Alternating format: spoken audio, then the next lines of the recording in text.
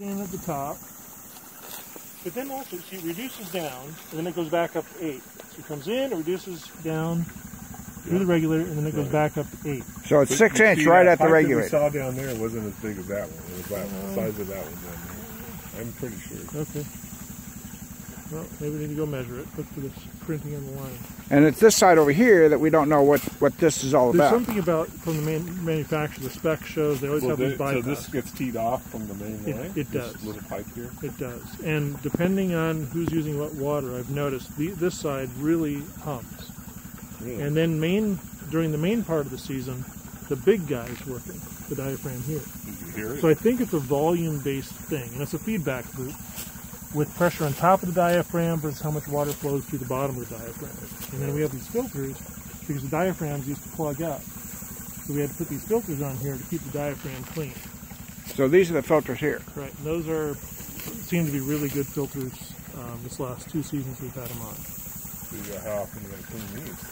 Right at the beginning of the season, these are yours. But when you're these are mine. Until Bill comes back from his these knee are the ones surgery. you want me to clean. These ones here. So how often do we got to clean these? Beginning of the season is like every 3 days. Every 3 days. Every 3-4 days. So what's the procedure for cleaning it? Yeah. Here is more painful than the ones I rebuilt. So you have to turn the water off in a specific sequence, and if you don't, it'll blow up. As a potential of overpressure in the system. So I'll show you how to do this when we have the water working. Right. So this one you have to go through the exact sequence. Right. For the first one, then the second one. I'm going to videotape the one I redesigned down by us. I designed it to just be one valve. Right. Super simple. Yeah. I use a check valve, and it's simple. You recording all this? I'm recording. I'm licensing this content. I know. I want royalties. Oh, it's going online. Yeah. Yeah. We think it's going to go viral. Yeah, don't publish this on YouTube. Water.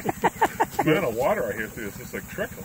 I mean, well, we don't know because if down below, we don't know what's happening. I know, but there's not that much water going through here. Seems that way. So when you rebuild the valves, you're taking the bolts off the top of this thing here? This whole thing comes apart. All those and this whole thing comes off? Or do you take this whole thing apart? No, just the top. Just the top. And then inside there's a big diaphragm, then below that is another kind of an orifice thing.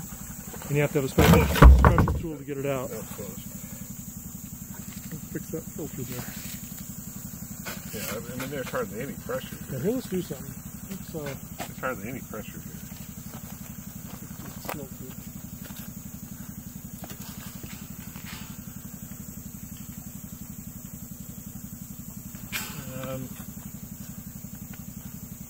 So let's see where the water's going.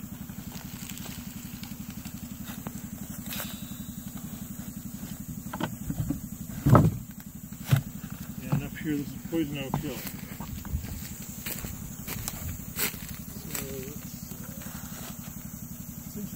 Sucker blowing air.